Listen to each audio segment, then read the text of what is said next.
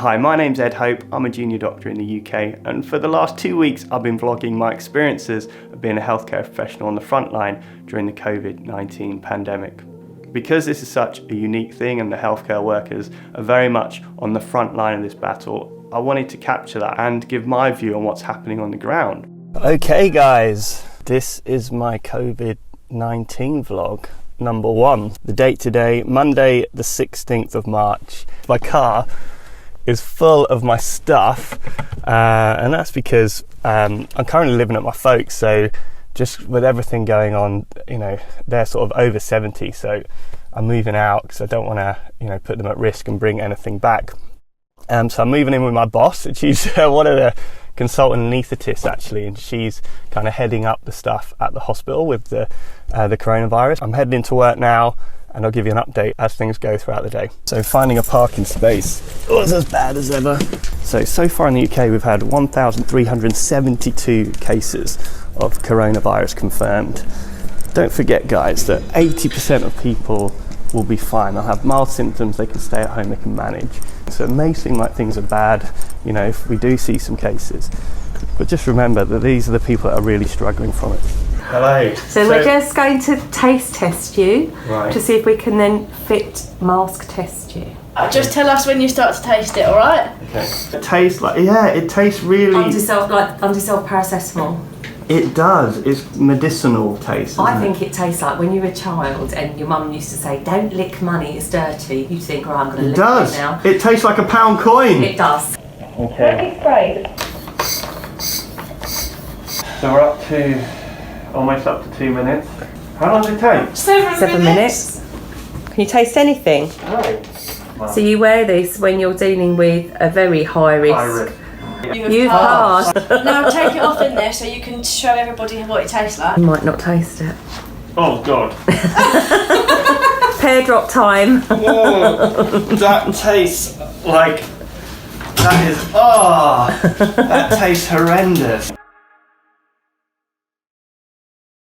So it is 7:30 in the evening. We are seeing query COVID-19 cases. We've had, you know, a few in today, but I haven't seen any personally. I've seen some people that have been low risk, but I think their kind of symptoms were due to other things. But obviously we're taking precautions in those low risk patients, so we're having to wear masks and aprons and gloves, and obviously washing our hands regularly. But you know, we do that anyway in the emergency department while everywhere in hospital. Good morning all. I'm just going to go have a quick chat to Sonia, my new landlady and one of the consultant anaesthetists at the hospital. So someone is going to be under huge pressure. Welcome to the Corona house. It's just the Corona HQ in terms of our lives. Yeah. How are you feeling? I mean, it feels like the whole world's gone mad. The view that I take on this is I've spent 20 years learning to be an intensive care consultant. This is the crisis that I have spent my life training for, and we are so lucky that we have a publicly funded health service that's accessible to everyone. This is where we're staying, en suite as well, so that's an upgrade. Some of the things I brought with me: a bunch of board games. I'm not sure who I'm going to play them with because we're supposed to be social distancing. I brought this one as well. This is probably in bad taste, called Pandemic. It's actually a really good game. Not essential, but the Air Jordans, just to keep it comfortable. It's difficult to know how much stuff to bring because Boris Johnson talks about getting on top of it in 12 weeks, but this is going to go over many, many months. So the housing situation is likely to change throughout things. So I'm off to the shops now to see how apocalyptic the panic buying is. And also Sonia wants some Maltesers. No Nurofen or paracetamol. Great. Okay, if you want gravy and vinegar, you're alright. If you want pasta, no pasta for anyone. That's the bread aisle. Yes. Get in. Got the Maltesers. Ready for another shift in the emergency department.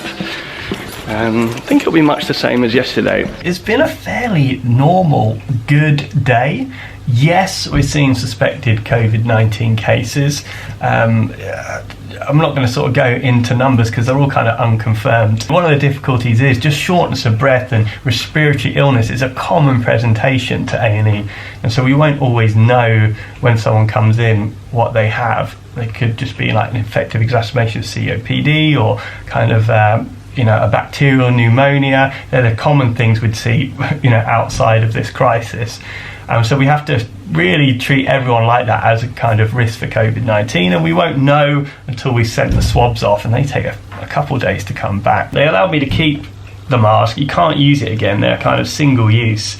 You realise we're going to go through an awful lot of these. I think in the normal kind of surgical masks, not these, we went through I think 9 boxes yesterday just in one day. It just shows we're going to need a load of all types of equipment. You hear so much about ventilators, and I know you obviously need the staff of the ventilators as well, but all the other things we're going to need a lot more of, potentially masks, oxygen. People are obviously anxious, but it's not stopping people doing their job, and actually some of the camaraderie is as strong as ever, really.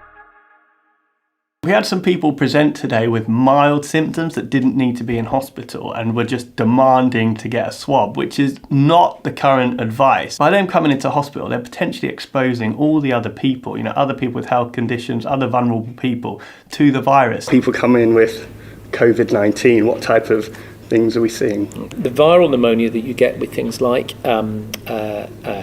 coronavirus is closest to the severe pneumonia that you get with flu or influenza, and so it will typically have a sort of a flu-like illness at the onset, but with fever and cough developing into shortness of breath. And I think the typical feature of it is that it affects typically both lungs, whereas a bacterial pneumonia will affect one lung, and that's why it has a tendency to cause more severe effects. Well, what would be the initial treatment then for someone that comes in? The problem we've got is that we don't have many effective treatments. So a lot of the treatment is supportive, so it's really about oxygen.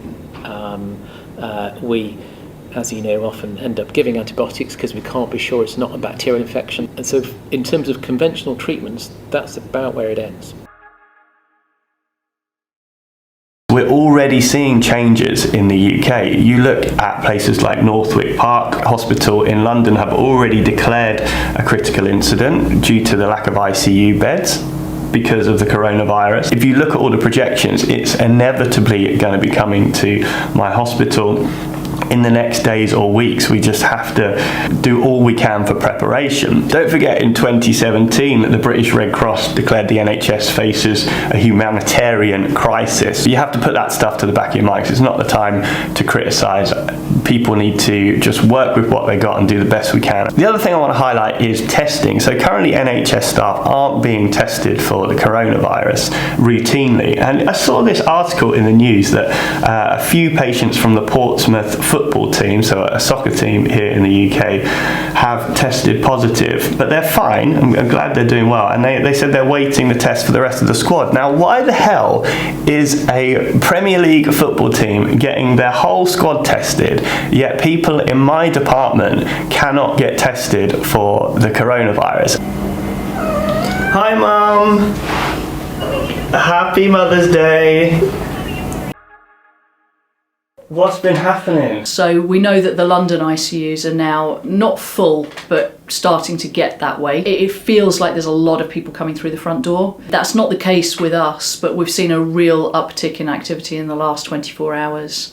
And it's interesting, actually, it's patients in their 50s and 60s mostly that are coming in. It's not really old folk. But I'm pleased to say most of the people that I've seen in the A&E department today have been sat there having a cup of tea on their mobile phones with a bit of a low oxygen level, and those guys are fine. They just need a bit of supplemental oxygen for a while. And you think these are very likely COVID cases then?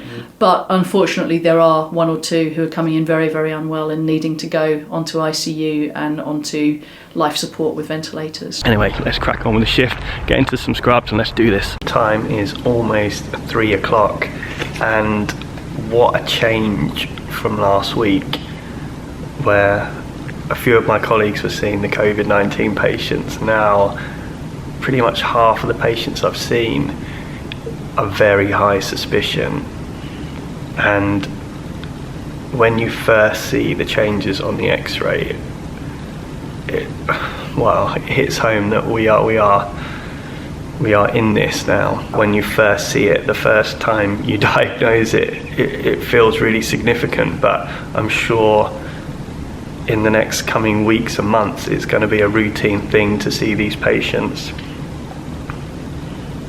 I do have a concern as well with the personal protective equipment. Currently we're seeing these high-risk patients in just surgical masks, which aren't designed to stop things coming through the side, and the policy isn't to see these patients with the proper fitting mask, the one that I had fit tested last week.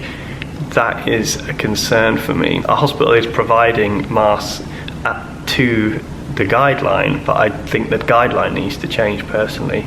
I don't think we should be seeing high-risk patients without those FFP3 masks. I think many of my colleagues agree. Anyway, I'm feeling good, so I'm gonna have some food, crack on with it. I'll chat to you guys at the end. Okay, night shift over, and it was definitely a step change. It sort of felt like, I'd equate it to like a bad horror movie where you hear mumblings of a monster, you kind of see tracks and you hear sort of strange sounds, but then eventually you come face to face with it, and that's really what we came face to face with today.